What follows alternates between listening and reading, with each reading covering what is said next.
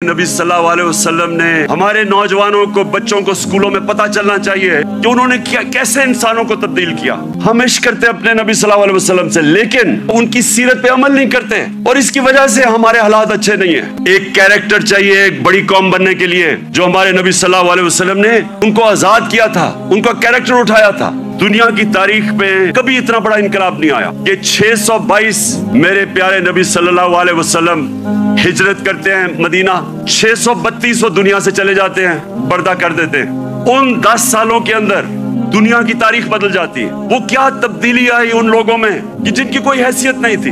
2 super powers, एक मगरिब में और एक मशरिक में, 10 सालों में ये कौम बदली और इन्होंने दुनिया की इमामत की। कुरान में अल्लाह कहता है, मैं कभी किसी कौम की हालत नहीं बदलता जब तक वो कौम खुद अपनी हालत बदलने की कोशिश नहीं करती। वो कौम की हालत बदल गई क्योंकि लोगों ने अपने आप को बदल लिया और लीडर्स बन गए।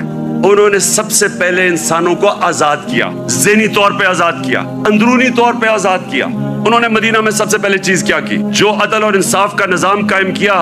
ये याद रखें कि पहले अदल और इंसाफ आया, फिर खुशहाली आई। उन्होंने मदीना की रियासत में क्या किया? तालीम की इमरजेंसी लगा दी। तालीम के बगैर माशरा ऊपर नहीं जाता। फलाई रियासत, इंसानियत का निजाम।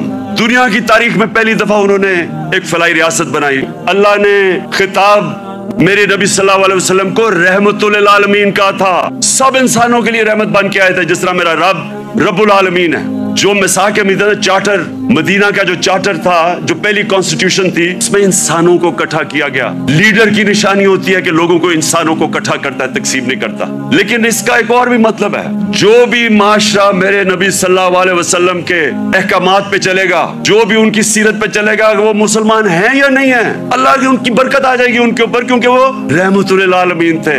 आज इस मुबारक दिन पे गौर और फिक्र करना है कि हमने कैसे इस कौम को उधर पहुंचाना है जिसके लिए यह मुल्क बना था।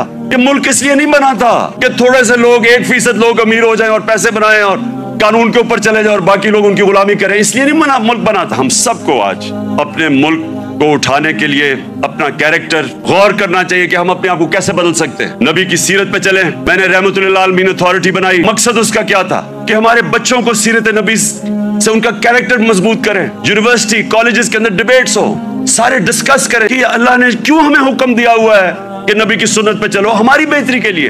रहमतुल आलमीन अथॉरिटी का मतलब ये था कि स्कॉलरशिप आए और वो काम करे इस पे, ताकि अपने यूथ को तो बताए, क्योंकि अगर आप नहीं बताएंगे उनके ऊपर तो मगरबी कल्चर की जलगार हुई है। मोबाइल फोन से बच्चों को वो मटेरियल मिल रहा है जो इंसानी तारीख में नहीं बच्चे को मिला।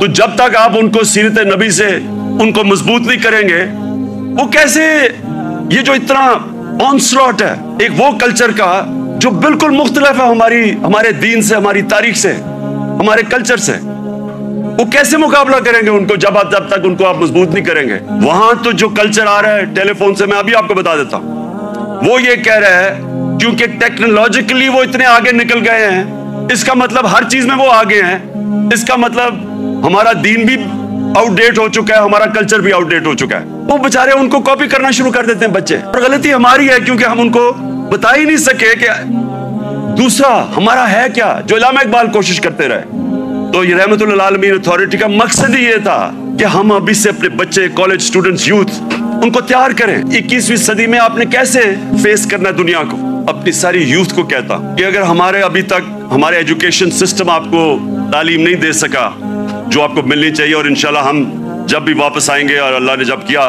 तो रहमतुल आलमीन अथॉरिटी को रिवाइव करेंगे, बच्चों को तैयार करेंगे। कोई किसी को जबरदस्ती दीन में नहीं ला सकता, लेकिन हमारा फर्ज ये है कि कम से कम हम अपनी यूथ और बच्चों को उनकी फाउंडेशन तो बना दें, उनकी बुनियाद तो रख दें, उनको बता तो दें कि आपका दीन, और खास तौर पे शुरू हमेशा सीरत नबी से करें। मैं अपने यूथ को अब कहता हूं कि किताबें पढ़ें, नबी सल्लल्लाहु अलैहि वसल्लम की जिंदगी पढ़ें, समझें कि वो दुनिया में क्या हुआ था। कभी ऐसी दुनिया की तारीख में ऐसा फिनोमेना नहीं आया। और उसके बाद जो फिर अल्लाह आपको हिदायत करता है, नहीं वो आपकी किस्मत है, लेकिन कम से कम उससे आप तैयार हो जाएंगे दुनिया 21वीं सदी का मुकाबला करने के लिए।